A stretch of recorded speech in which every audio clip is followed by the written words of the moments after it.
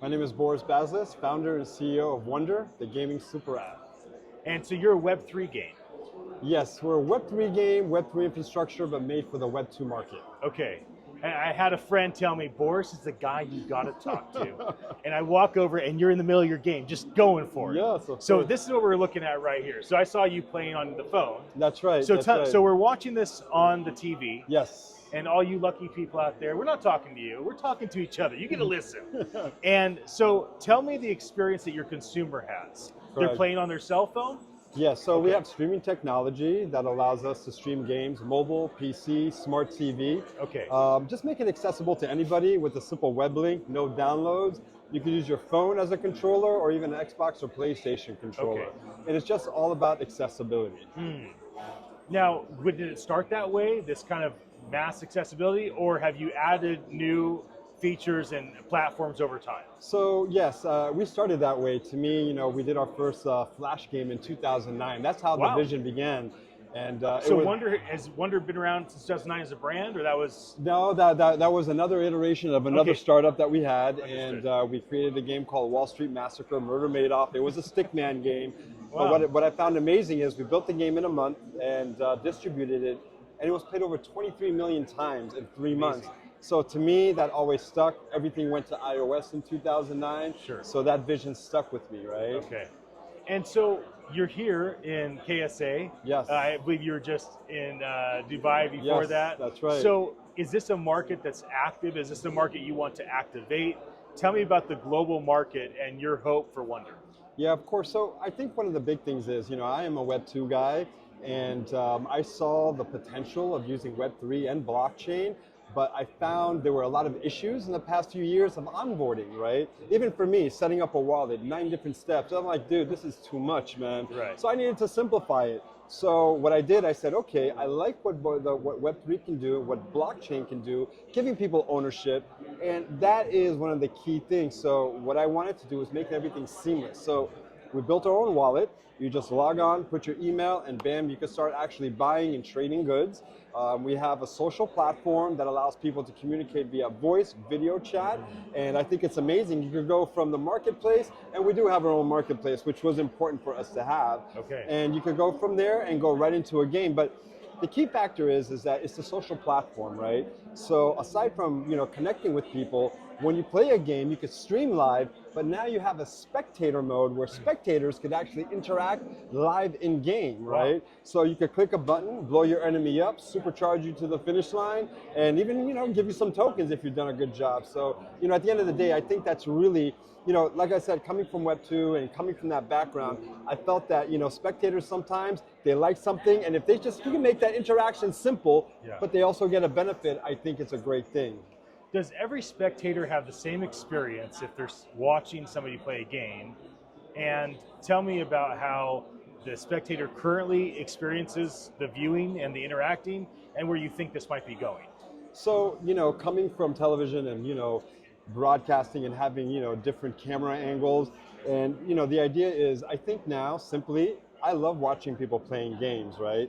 It's the new sports. Yeah, right? exactly. We grew up watching baseball saw, proper football or whatever, tennis, whatever it is. Yes. And now we've transitioned to watching people on Twitch, right? Play Fortnite or build Minecraft worlds or play your game, obviously. Exactly, right. And to us, we feel that we are the TikTok of gaming, and I feel that if you have an audience that's actually watching a game, why not let them interact, right? And why not let them participate in the gameplay without having to do all the crazy controls, right? And I think that it's almost like one of our games is the Coliseum. So it allows you to observe a game and to simply just click a button and you get a nice benefit from. And when I say a benefit, the key thing is, coming from Web2, I wanted to figure out ways to get, brands in there, say Coca-Cola or McDonald's. Yeah. You go around, you're collecting, you power up, you'll get 60% off of your Nike. You'll get your free Big Mac.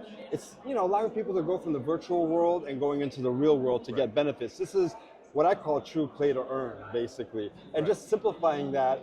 And for me, why not? If I could play and I could get a benefit and I could get a Big Mac or I could get 60% off my next kicks, dude, I'm in. So yeah, that's my thinking behind it. So I have 3 sons. Yes. 15 and 11 and 7. Yes. All three are content creators. All three are gamers. That's right. They have gone through their phases of making YouTube videos, of getting lost in Minecraft and Roblox. Yes. So when you have the perspective of a father, Yes. and you think about how I can inspire my boys Yes. to make great decisions around things like play to earn, not just play Minecraft to build Microsoft's empire, That's or play right. Fortnite to build Epic's empire. Not that there's anything wrong That's right. with those fun, incredible That's right. environments. Yes. But when you think about a parent giving some advice and giving some direction to a child in today's environment, because things are still developing, That's right. what are some suggestions you have for parents when they talk to their children, like I have my 3 sons? Right. So I have a 15-year-old son. Oh, right and he is the reason why we're doing what we're doing. He has given me the standards of real gameplay. I mean, there's many directions. I mean, he is a creator, right? And even our platform, the whole idea is to get young people to understand, hey, you can create a game. Yes, you can do things in Roblox. Fortnite has this creator mode. But now if you get a small team, 2, 3 people, and you build for a month, dude, you could deploy on the platform, and there's a way for you to learn, to monetize, and to actually make some money. And I think that's interesting because nowadays, I think as these kids are younger, they want to become entrepreneurs, right? So why not set up a platform where with their creations, they could come in and really benefit from that? Right. So there are different ways and different angles to go about it because, being a father is very complex, and children are very complex these days.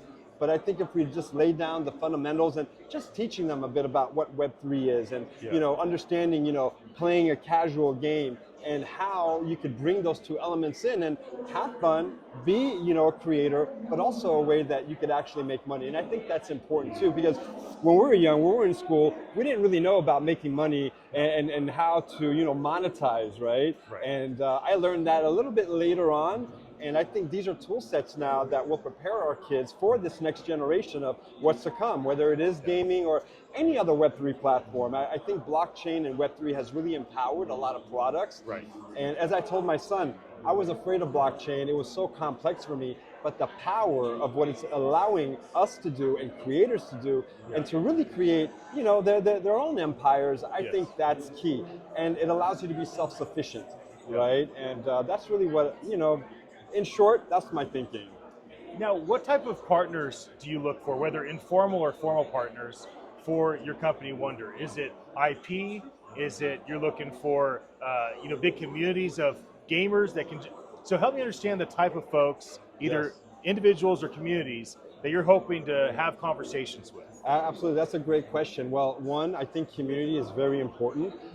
First, I wanted to build a few games and platform that are working, that are complete. But when I say complete, to a point where you can play for the first 15, 20 minutes, I want the community to say, hey, we love this or we don't love this. This is what you can add. This is what you can do. On the other side, I think for creators, this is a way for creators to come in and say, hey, look, I have NFTs, I'm a 3D artist. We have a marketplace. You could create your skins, you could do airdrops on our platform. Right. I'm really trying to create an ecosystem for creators, users, brands to come in, build, create, and share. At the end of the day, if you could share what you're doing, and that looks premium, on a simple web link and distribute that to the world, I think it solves the problem of discoverability.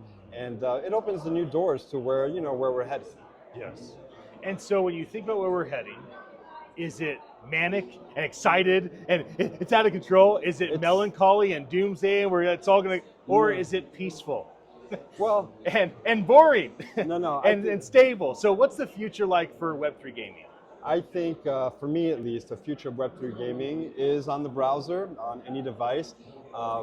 I see where we're going to be in the next few years, where people will be able to speak worlds into existence. And, like I said, we are going to be like the TikTok of video games, and everybody has a universe within inside of them. We have the Wonderverse, and there's different people with the, different IPs.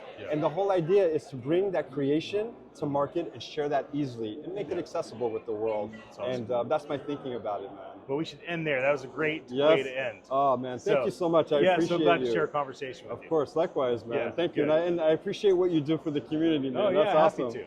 Thank you. This guy's rocks, dude. Peace.